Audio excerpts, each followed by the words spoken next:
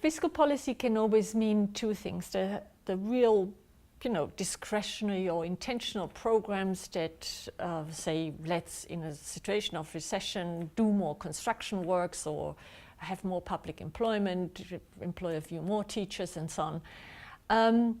And that, I think, came only really into its own in the 60s, when there was, in the mid-60s, the first bigger worldwide recession, or OECD recession, we should say.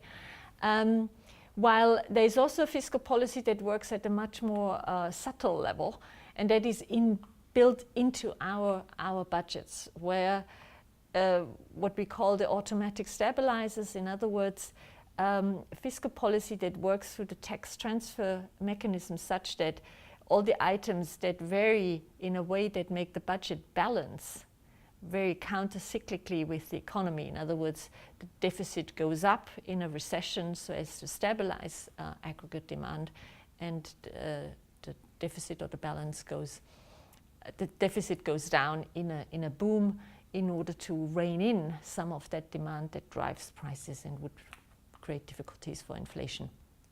So, and that stabilizes about these automatic stabilizers. Today, about 30, if you take the US, to 50% of the fluctuation that you have cyclically caused. So it is quite important, and probably more important than anything that governments can, at short notice and in time, produce for normal cyclical fluctuation, simply because you don't have the diagnosis problem, you don't have the problem that you need to come up with a package that passes Parliament, and where your civil servants first have to find these ready-made ways of spending money, basically. So the automatic stabilizers, that's what most people don't notice. The most important ones are unemployment benefits that obviously are paid in a recession because more people get unemployed, but more importantly, income taxes that go up when everybody has employment, works overtime, and so on, and goes down in a recession.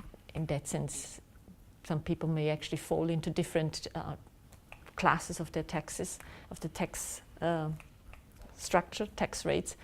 And so that leaves then more to the economy in a recession.